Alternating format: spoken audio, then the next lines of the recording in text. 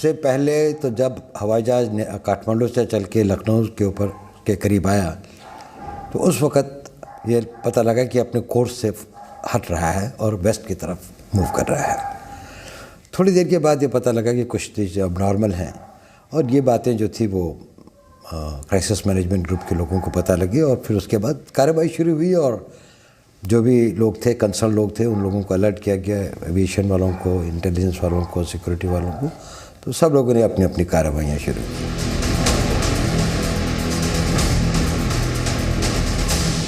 Plane hijack हो गया तो जो मुश्किल थी वो तो क्राइसिस मैनेजमेंट ग्रुप थी जिसका मैं मेंबर नहीं था, इसलिए वो DIB साहब थे, मैं स्पेशल डायरेक्टर था IB के अंदर में। इसलिए उनकी मुश्किल सबसे पहले यही रही होगी कि इस प्लेन को किस तरह से हिंदुस्तान की सीमा से बाहर ना जाने दिया जाए और किस प्रकार से उसको रोका जाए। जब ये पता लगा कि अमृतसर में है तो किस तरह उसको अमृतसर में रोका जा सकता है। ये सबसे पहली मुश्किल प्रैक्टिकल टर्म में जब होने के बाद ये बड़ी मुश्किल थी और उस समय कोशिश की, वो जो कोशिश थी नाकाम रही। जो काम होने चाहिए थे शायद वो नहीं हो पाए उस समय पर और इस कारण वो सबसे पहली मुश्किल थी जिसके ऊपर में विजय नहीं पाई जा सकी।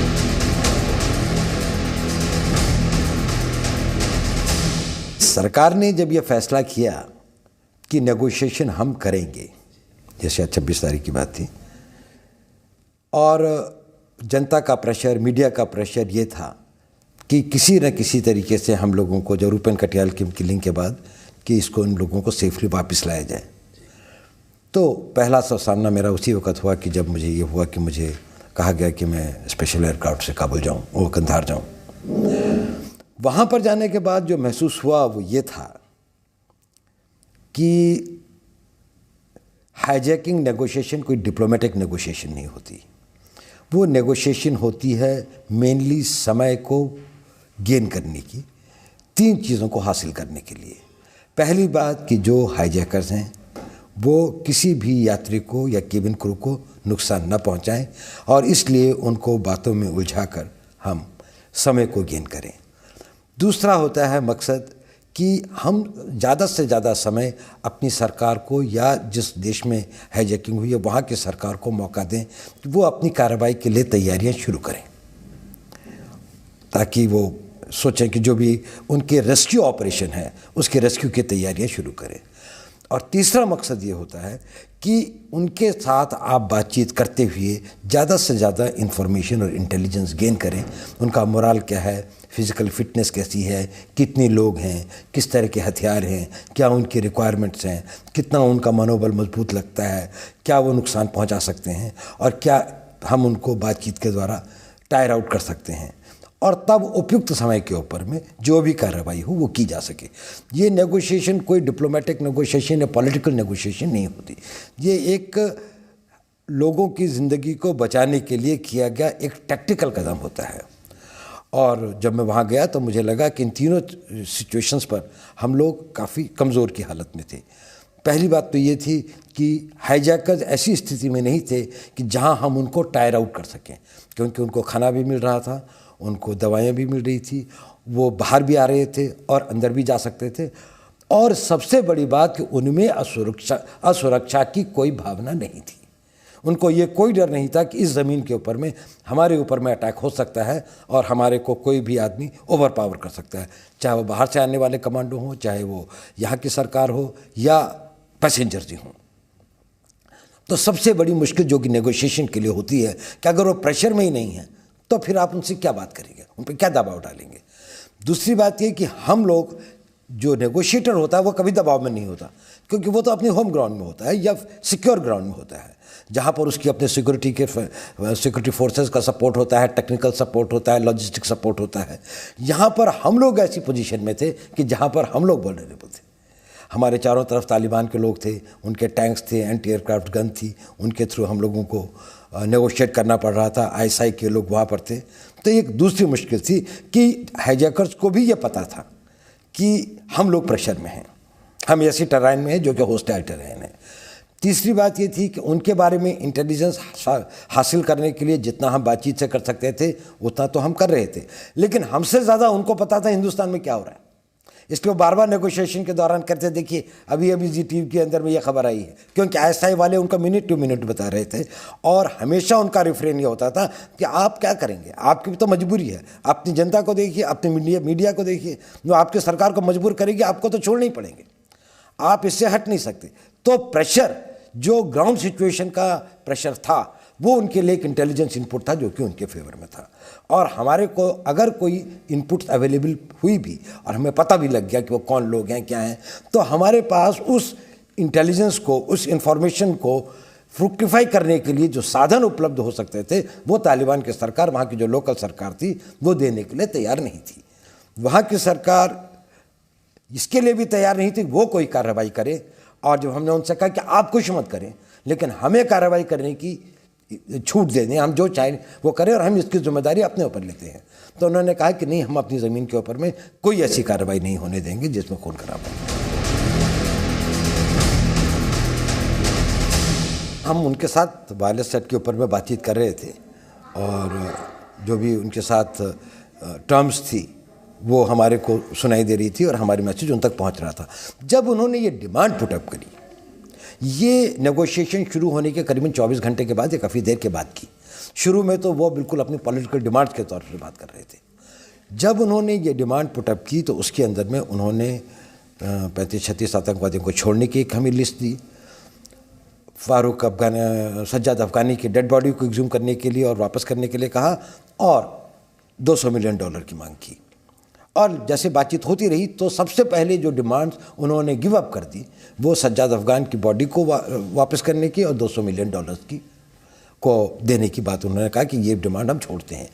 संभव है कि ये डिमांड उनके बारे में वो बहुत सीरियस नहीं थे, लेकिन हमको जो वहाँ के तालिबान के ऑफिशियल्स थे, हमारे साथ एक मिनिस्टर थे उनके कानूनी, और उन्होंने जो हमें बताया, मुत्तवकील, सॉरी कानूनी नहीं, मुत्तवकील जो थे उनके जो मिनिस्टर थे, उन्होंने ये बताया कि हमने उन्हें यह मना किया है कि इस्लाम के मुताबिक इस तरह की डिमांड करना अन इस्लामिक है और इसलिए हम इसे मंजूर नहीं करते।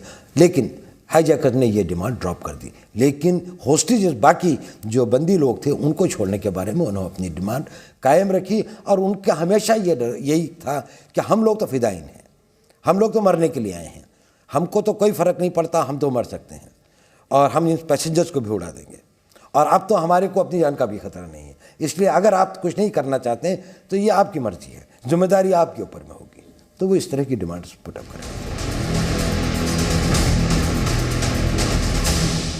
ये डिमांड कि वो किन लोगों को छुड़वाना चाहते थे, किस ग्रुप के थे, क्या उनकी पॉलिटिकल डिमांड थी, ये उन्होंने हमें काफ़ी देर के बाद बताया। शुरू में तो उनका ये था कि कश्मीर को छोड़ें, हमें तो कश्मीर की आज़ादी चाहिए, कश्मीर को हिंदुस्तान का हिस्सा नहीं हो। वो इसी तरह की बातें करते जिनका कोई सिर पैर नहीं होता।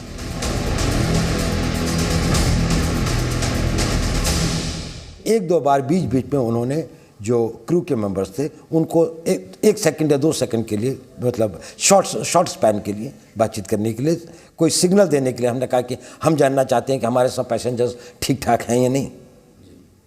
तो उन्होंने कहा कि आप ये सवाल ये पूछ लीजिए, हम इनको दे रहे हैं, और उन्होंने कहा सब ठीक है। इस तरह के बीच में वो इंटरलूड हुए, लेकिन बाकी उन्होंने सारे के सारे कम्युनिकेशंस को टोटली मोनोपोलाइज करके रखा।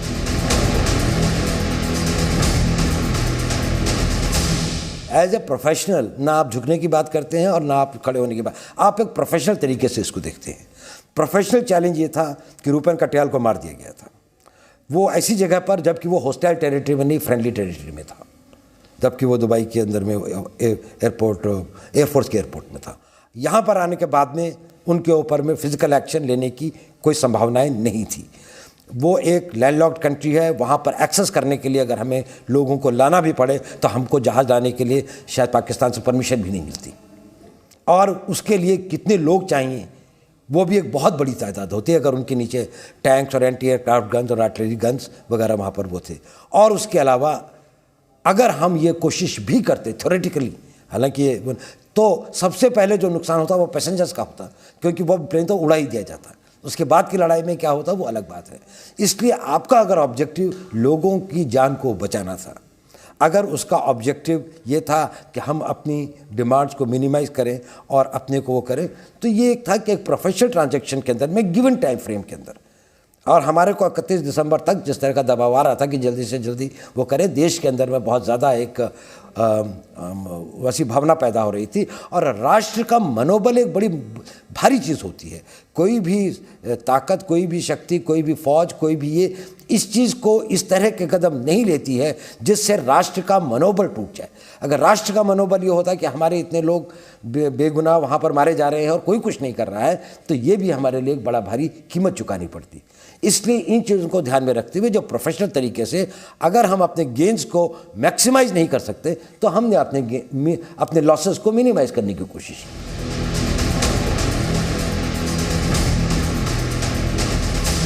मलाल तो ज़रूर है। एज ए नेशनलिस्ट राष्ट्र के सम्मान को, राष्ट्र के एक गौरव को एक वो लगा, इसका मलाल है। हम वो नहीं कर पाए जो कि एक हमारे शक्तिशाली राष्ट्र को करना चाहिए था इस हाईजैकिंग को रोकने के लिए, इस एयरक्राफ्ट को कंट्री से बाहर नहीं ले जाने के लिए। इसका एज ए नागरिक मलाल ज़रूर है कि हम लोग ये नहीं कर पाए। लेकिन इस बात का पर्सनल तौर से ये मलाल था कि जब ये हाईजैकर्स वहीं पर थे तो मैं हवाई जहाज़ के अंदर स्वयं गया था और मैं उनके कॉकपिट के रास्ते नीचे की लैडर से गया था और मैंने सारे के सारे हाईजैकर्स, सारे के सारे पैसेंजर्स को एड्रेस किया था। और सारे के सारे पैसेंजर्स को मैंने ये कहा था, हाईजैकर्स भी वहाँ पर थे, कि आप लोग आज़ाद हैं और भारत की सरकार और भारत देश पूरा आपके साथ है और हम आप लोगों को यहाँ से सुरक्षित ले जाएंगे, है ना। उसके बाद जब मैंने उनसे कहा कि बोलिए भारत माता की जय या जय हिंद, तो उन्होंने रिस्पॉन्ड नहीं किया। मुझे इस बात का ज़रूर मलाल था कि ये लोग इतने डरे हुए थे और इनके अंदर में उस वक़्त में एक राष्ट्रीयता की भावना जितनी होनी चाहिए थी वो नेचुरल था। शायद इतने समय तक कोई भी रहता तो वो होता। तो ये मुझे लगा कि जो हाईजैकर्स थे उनका मनोबल और उनको जो सपोर्ट था वहाँ पर ISI का, पाकिस्तान एक नेबरिंग कंट्री होते हुए, पाकिस्तान एक सिग्नेटरी होते हुए यूनाइटेड नेशंस के एंटी हाईजैकिंग लॉज के बारे में, उन लोगों को इतनी पनाह और इतना वो दे रहा था और हम पाकिस्तान को डील नहीं कर पाए इफेक्टिवली। और उसके बाद की बात घटनाओं पर जो घटनाएं होती चली, पाकिस्तान ने हमारे को ब्लीड किया। इस बात का मुझे ज़रूर दुख है कि वो घटना अगर हो भी गई तो हमें 2 कदम ज़रूर उठाने चाहिए थे। एक तो पाकिस्तान के खिलाफ मजबूत कदम और दूसरे 3 लोगों को उन्होंने छुड़वाया ज़रूर, लेकिन 33 लोग ऐसे बच गए थे जिनके के लिए डिमांड हुई थी और जो हमने नहीं छोड़े थे। शायद हम अपने कानून में ऐसा परिवर्तन कर सकते थे और हमें करना चाहिए कि अगर कोई आदमी बंदी हो और उनको छुड़ाने के लिए किसी ने प्लेन को हाईजैक किया या किसी को किडनैप किया, तो उन लोगों के लिए जो प्रिज्यूम हो, ये कानून प्रिज्यूम करेगा कि वो लोग टेररिस्ट हैं और वो गिल्टी हैं। अपनी इनोसेंस प्रूव करने का ओनस उन पर होगा, पुलिस के ऊपर में नहीं। तो कम से कम उसके आधार पर हम उन्हें सज़ा दिलवा पाते। शायद अभी भी उनमें से कई ऐसे लोग हैं जिनको कि हम सज़ा नहीं दिलवा पाए हैं। अगर उनके सामने ये उदाहरण बनता भविष्य के लिए कि अगर हमारे लोग नहीं छूटे, उसके बाद में उनको जो इंडियन डेमोक्रेटिक सिस्टम की जो फ्रीडम है, वो फ्रीडम उनको एक हमेशा के तौर पे ये नहीं मिल सकती है कि ये उसको ग्रांटेड ले। वो हमारी जनरोसिटी को, वो हमारी उदारता को हमारी कमज़ोरी के रूप में परिवर्तित नहीं कर सके।